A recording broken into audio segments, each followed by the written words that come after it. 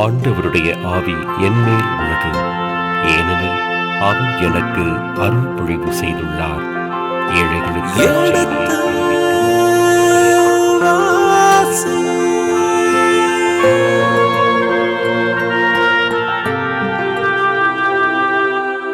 எடுத்து வாசி.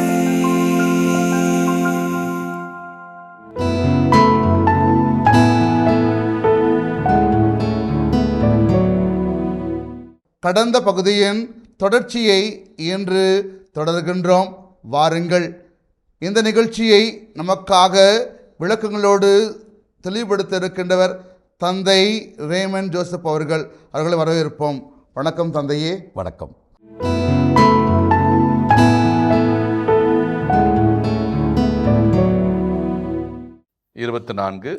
உடனே ஏகு தம் வலிமையோடு வில்லை வளைத்து யோராமின் தோள்களின் நடுவே அம்பினை எய்தான். ஆக இப்பொழுது யோராம் தப்பிக்க முடியலை. உடனே செயல்பட்டு ரொம்ப வேகமாக செயல்பட்டு ஏகு என்ன பண்ணுறான், அம்பை எய்து அவனுடைய இதயத்தை ஊடுருவி செல்லுகின்ற அளவுக்கு அம்பை எய்கிறான். அம்பு எய்தவுடனே தேரிலேயே அவன் சரிந்து விழுகிறான். அப்படின்னா அவனுடைய உயிர் போய்விட்டது. ஆக ஏகு என்ன நோக்கத்திற்காக வந்தானோ அந்த நோக்கத்தை செயல்படுத்தி விட்டான். அதுவும் எந்த இடத்துல செயல்படுத்தினான்?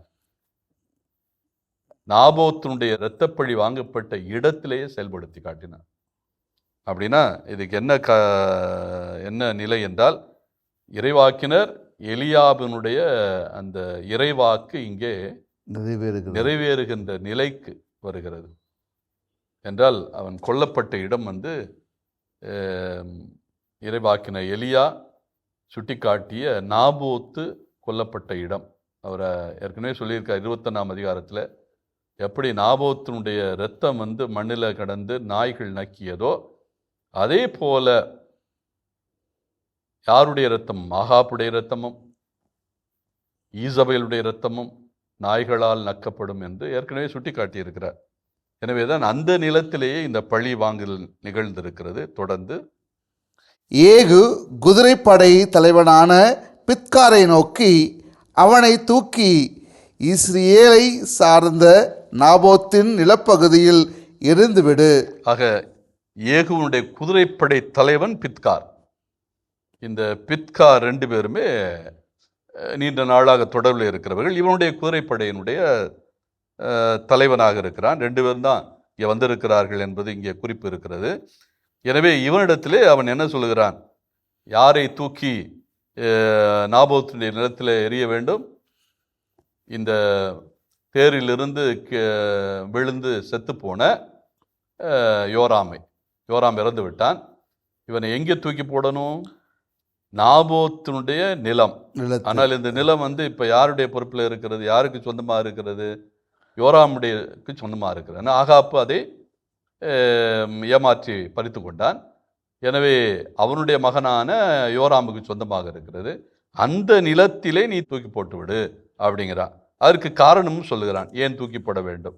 தொடர்ந்து, ஏனெனில் நாம் இருவரும் சேர்ந்து அவனுடைய தந்தை ஆகாப்பை தொடர்ந்து சென்றபோது, அதாவது 2 பேரும் தான் ஆகாப்பை தொடர்ந்து சென்றார்கள் என்றால், அப்பத்தான் இறைவாக்கினர் 21ஆம் அதிகாரம் ஆகாப்பிடத்தில் இறைவாக்கினர் எலியா இறைவாக்கு உரைக்கின்ற போது ஆகாப்பு கூட இருந்தவர்கள் யார்?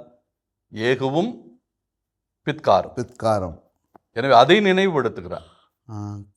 நாம் 2 பேர் இருந்த போதுதான் ஆகாப்பு அந்த நிலத்தை பறித்து கொண்டான். அந்த நிலத்தை பறித்து கொண்ட பிறகு இறைவாக்கினர் வந்தார். அவர் என்ன சொன்னார் என்பதைத்தான் தொடர்ந்து சொல்லுகிறார்.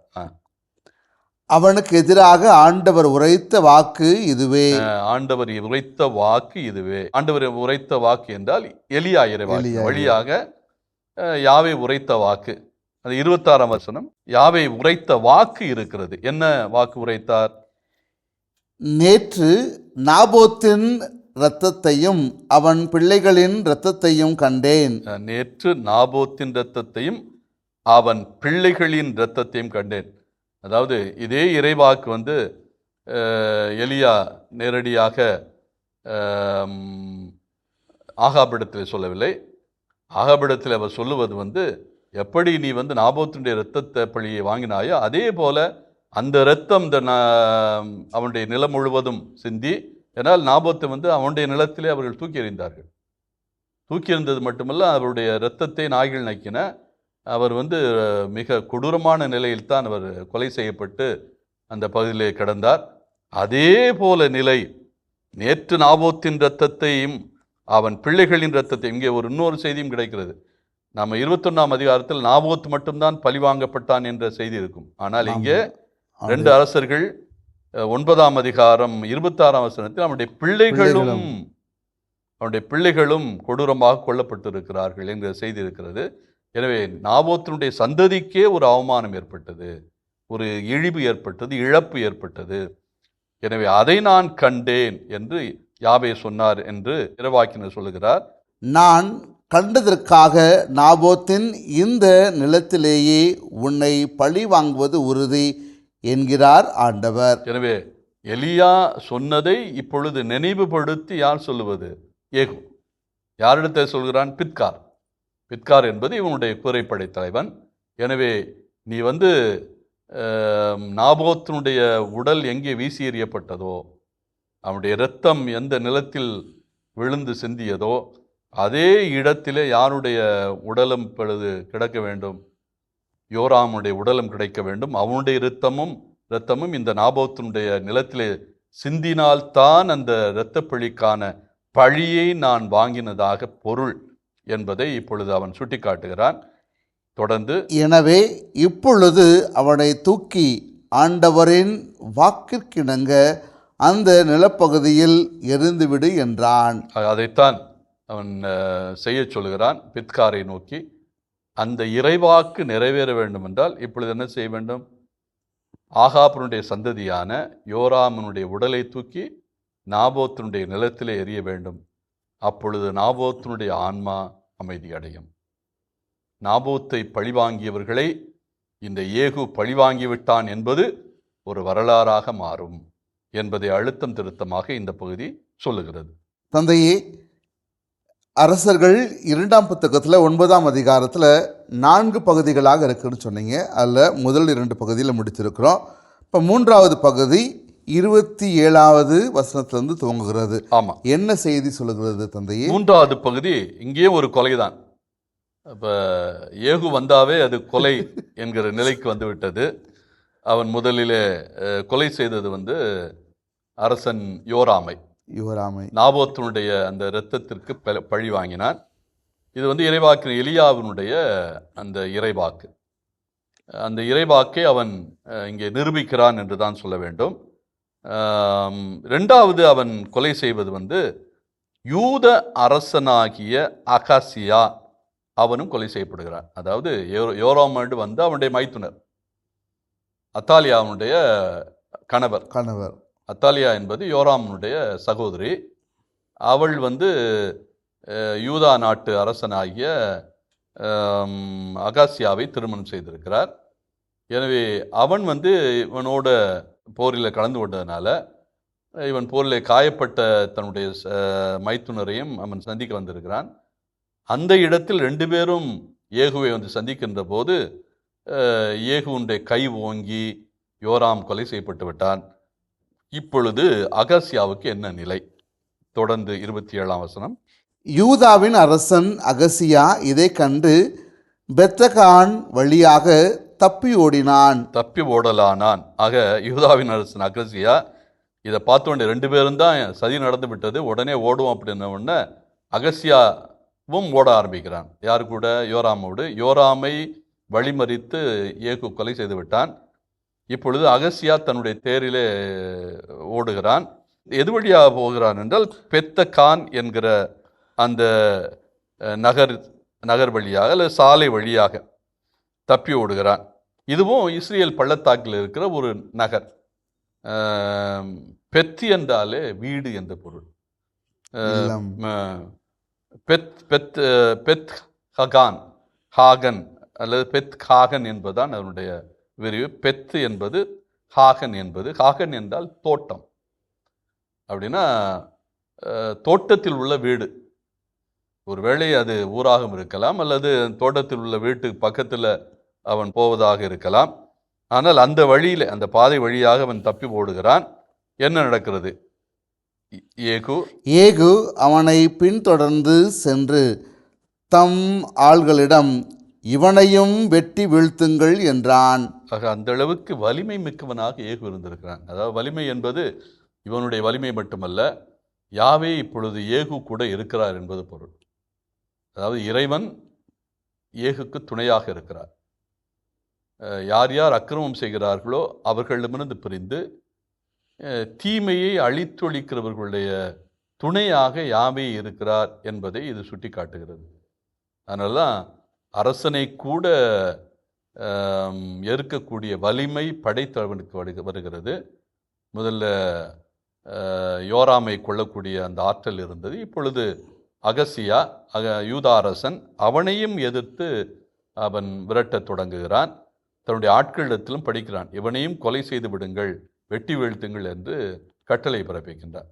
அதாவது இந்த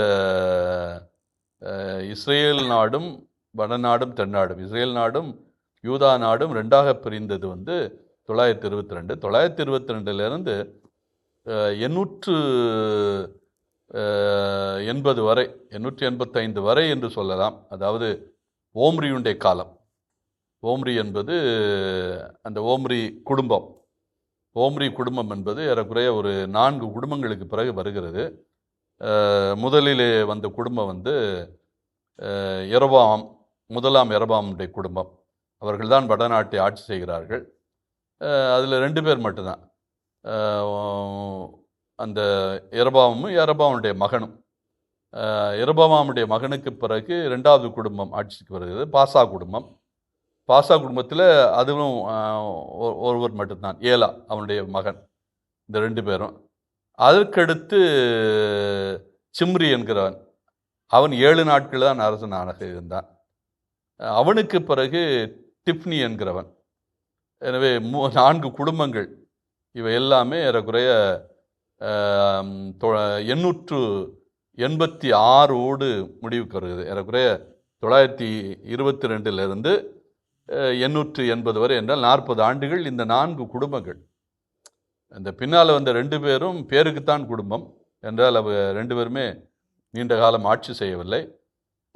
அடிப்படையில் பார்த்தோம் என்றால் முதல் 2 குடும்பங்கள், அதாவது யெரொபெயாம், முதலாவது யெரொபெயாம், அதுக்கடுத்து அவனுடைய குடும்பம், அதற்கடுத்து பாசா குடும்பம். பாசா குடும்பத்துக்கு பிறகு ஓம்ரி குடும்பம் தான் நிலை நின்று ஆட்சி செய்கின்ற குடும்பம் போல இருக்கிறது. 886 தொடர்ந்தவர்கள் ஆட்சி செய்கிறார்கள். இப்பொழுது யோராம் இறந்தது 842. அப்போ 842 வரை ஏறக்குறைய 40 ஆண்டுகள் அல்லது 44 ஆண்டுகள் இவர்களுடைய குடும்பமே ஆட்சி செய்திருக்கிறது, ஓம்ரி குடும்பம். இந்த காலத்தில் தான் வடநாட்டுக்கும் தென்னாட்டுக்கும் உறவு நிலை ஏற்பட்டது. 2 பேரும் இந்த யோர்தானுக்கு அக்கறை பகுதியில் இருக்கிற நாடுகளிலே போர் நடந்தால் 2 பேரும் இணைந்து போருக்கு போகிற அந்த சூழலை பார்க்கிறோம். சிரியாவுக்கு எதிராக இருந்தாலும் சரி, அல்லது ஏதோமியருக்கு எதிராக இருந்தாலும் சரி, அல்லது அம்மோனியர்களுக்கு எதிரான போராக இருந்தாலும் சரி, இவர்கள் 2 பேரும் இணைந்து யோசபாத்திலிருந்து, அதாவது தென்னாட்டினுடைய மன்னன் யோசபாத்திலிருந்து இது ஆரம்பிக்கிறது. யோசபாத்தினுடைய மகன் யோராம், யோராமுடைய மகன் அகசியா. இது தென்னாட்டில். ஆகாபுடைய மகன் அகசியா, அகசியாவுடைய மகன் யோராம். ஆக வடநாட்டில் தந்தையும் மகனும் இருக்கிறவர்கள், தென்னாட்டிலே மகனும் தந்தையுமாக மாறுகின்ற அந்த பெயர் வருகிறது. அதனால சிறிய குழப்பங்கள் இருக்க வாய்ப்பு இருக்கிறது வடநாட்டுக்கும் தென்னாட்டுக்கும். ஆனால் ஒரே கருத்து என்னன்னா, இவர்களுடைய காலங்களில் தான் வடநாடும் தென்னாடும் இணைந்து செயல்பட்டது. ஆனால் அதற்கு பிறகு இல்லை. வடநாடும் தென்னாடும் இணைந்ததாக இதற்கான சாத்தியக்கூறுகள் அசிரிய படையெடுப்பு விட இருந்தது மாதிரி தெரியல. எனவே இந்த காலத்தில் மட்டும்தான் இந்த 2 அரசுகளும் இணைந்திருக்கிறன. எனவே இங்கே இந்த அகசியாவை வெட்டி வீழ்த்தும்படி யோராமுடைய மைத்துனனை வெட்டி வீழ்த்தும்படி, அதாவது அத்தாலியாவுடைய கணவனை வெட்டி வீழ்த்தும்படி ஏகு வந்து கட்டளை பிறப்பிக்கிறான் தன்னுடைய ஆட்களுக்கு. தொடர்ந்து அவர்களும் இபிலயாம் அருகே இருந்த கூர் மலை சரிவில் தேரிலிருந்து அவனை காயப்படுத்தினார்கள். ஆக காயப்படுத்தினார்கள் என்கின்ற போது ஏறக்குறைய குற்றுயிரும் குலையுருமாக ஆக்கிவிட்டார்கள் என்றுதான் பொருள். எந்த இடம் என்றால் இபிலியாம் என்கிற இடம். இந்த இபிலியாம் என்கிற இடம் என்பது எங்கே இருக்குன்னா கூர் மலை தொடர் அப்படிங்கிற அந்த பகுதியில் இருக்குது. இதுவும் இஸ்ரேல் பள்ளத்தாக்கு பகுதியில் தான் இருக்கிறது. கூர் மலைச்சரிவில் இருக்கிற அந்த இபிலியாம் என்கிற அந்த இடத்து அருகிலே அவன் கொலை செய்யப்படுகிறான். நீங்கள் வந்து ரெண்டு அரசர்கள் புத்தகம் 15ஆம் அதிகாரம் 10ஆம் வசனத்தை பார்த்தீங்கன்னா, 2 அரசர்கள் 15ஆம் அதிகாரம் 10ஆம் வசனம், இரண்டாம் யெரொபெயாமுடைய மகன், அதாவது ஏகுனுடைய குடும்பம். இந்த ஏகுனுடைய குடும்பத்தில் வருகின்ற அரசர்களில் ஏறக்குறைய கடைசி அரசராக வருவர் தான் இரண்டாம் யெரொபெயாம். அவனுடைய மகன் சக்கரியா. அந்த சக்கரியா கொல்லப்பட்ட இடம், சக்கரியாவை ஷல்லூம் என்கிறவன் கொலை செய்கிறான். அவன் கொலை செய்யப்பட்ட இடமும் இதே இடம்தான், எபிலயாம் என்கிற இடம். ஆக மீண்டும் எபிலயாம் என்கிற இடம் 2 அரசர்கள் புத்தகம் 15ஆம் அதிகாரம், இது 9ஆம் அதிகாரம், 15ஆம் அதிகாரம் 10ஆம் வசனத்திலே இடம்பெறுகிறது. அந்த பகுதியில் ஏகுனுடைய படை வீரர்கள் யாரை காயப்படுத்துகிறார்கள்? அகசியாவை காயப்படுத்துகிறார்கள். இதே இடத்தில் பின்னாளில் இரண்டாம் யெரொபெயாமுடைய மகன் சக்கரியா என்கிறவர், அவர் ஷல்லூம் என்கிற அரசனால் கொலை செய்யப்படுவார். சக்கரியாவும் அரசன், இரண்டாம்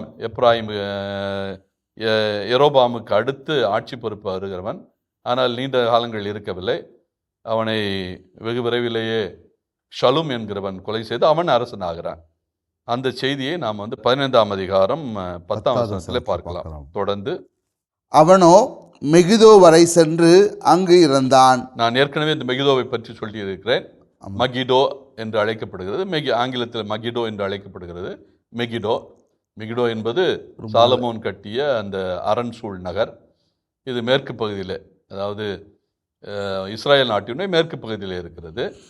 அந்த நகர் வரை சென்று அங்கே இறக்கிறான். இதுவும் இந்த இஸ்ரேல் பள்ளத்தாக்கில் உள்ள ஒரு முக்கியமான இடம்.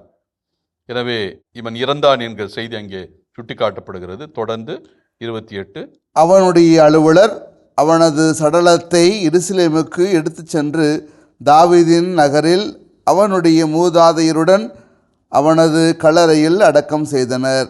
ஆக இவன் யூதா நாட்டைச் சேர்ந்தவனாக இருந்ததுனால அவனுடைய உடல் எங்கே எடுத்து செல்லப்படுகிறது? எருசலேமுக்கு எடுத்து செல்லப்பட்டது. தாவீது நகர் என்பது சியோன் தான் தாவீது நகர் என்று அழைக்கப்படுகிறது. எருசலேமுடைய தெற்கு மலைப்பகுதி.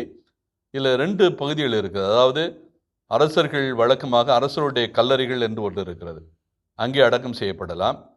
அது வந்து எருசலேம் நகரில் இருக்கிறது. எருசலேம் நகர்னா மலை உச்சியில் இருக்கிறது. சில பேரை வந்து தாவீது எங்கு அடக்கம் செய்யப்பட்டாரோ, தாவீது நகரில் தான் அடக்கம் செய்யப்பட்டார். இந்த சியோன் மலையில் அங்கும் அடக்கம் செய்வது வழக்கமாக இருந்தது. சில பேரை அரசருடைய கல்லறைகளிலே அடக்கம் செய்கிறார்கள். அது மலை மேலே இருக்கிறது, எருசலேம் மலை மேலே இருக்கிறது. இது வந்து எருசலேம் மலை உச்சியில் இருக்கிற ஒரு பகுதியில் அரசர்களுக்கென்று கல்லறைகள் இருக்கிறது. இது வந்து சியோன் நகர் என்றால் எருசலேமுடைய தெற்கு பகுதியில் இருக்கிற மலைப்பகுதி. தாவீதுடைய கல்லறைகளோடு சில அரசர்களும் அடக்கம் செய்யப்பட்டு இருக்கிறார்கள். அந்த அரசர்களோடு மூதாதைகளோடு இவன் அடக்கம் செய்யப்பட்டான் என்கிற செய்தி இங்கே குறிப்பிடப்படுகின்றது. 29, ஆகாபின் மகனான யோராம் ஆட்சியேற்ற 11ஆம் ஆண்டில் அகசியா யூதாவின் அரசனானான். அவன் இறந்த பிறகுதான் அவன் எப்பொழுது அரசனானான் என்கிற செய்தியை சொல்லுகிறார்கள். ஆகாபினுடைய மகனான யோராம், அவன் ஆட்சி பொறுப்பை ஏற்றது 852 அல்லது 853. அப்போ 11 ஆண்டுகள் என்றால் 842 யோராம் ஆட்சியினுடைய 11வது ஆண்டு காலம். ஆட்சியினுடைய 11வது ஆண்டிலே யார் ஆட்சி பொறுப்பு ஏற்பது? அகசியா. அப்படின்னா அவன் ஓராண்டிலே இறக்க வேண்டிய நிலை. 42. இப்பொழுது 42. 842 2 மன்னர்களும் இறக்கிறார்கள். யார் யார்?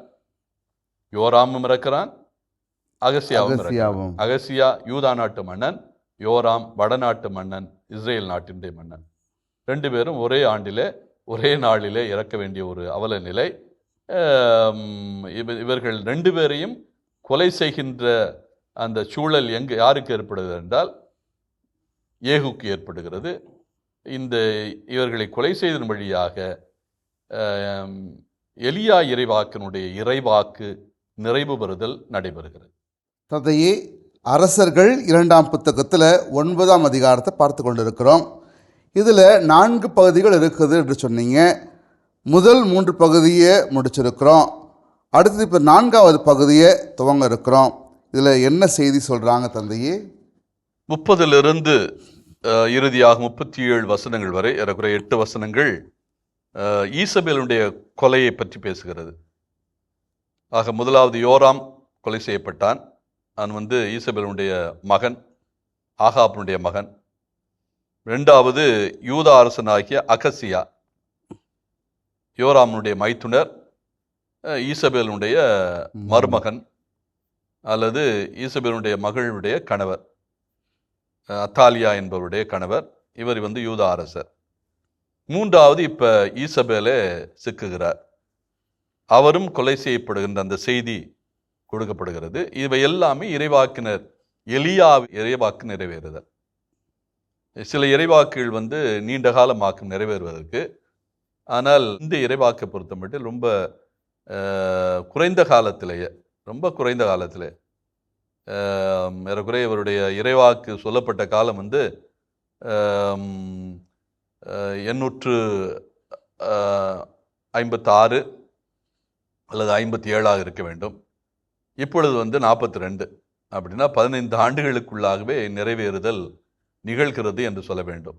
இதன் தொடர்ச்சியை அடுத்த பகுதியிலே தொடர்வோம். அதுவரை இணைந்திருங்கள். இயேசுவுக்கே புகழ், இயேசுவுக்கே நன்றி, மரியே வாழ்க. இஸ்ரேல் சமவெளி பகுதியில் தான் நடக்கிறது. நிச்சயமாக ஆகாப்புக்கு சொந்தமான அந்த திராட்சை தோட்டம், அந்த பகுதியிலே இருக்கிற அந்த வீட்டில் தான் ஈசபேல் தங்கி இருக்கிறார். அப்போ இது யாருக்கு செய்தி போகிறது? ஈசபேலுக்கு செய்தி போகிறது. அப்போ ஈசபேலுக்கு எல்லா செய்திகளும் தெரியும். தன் மகன்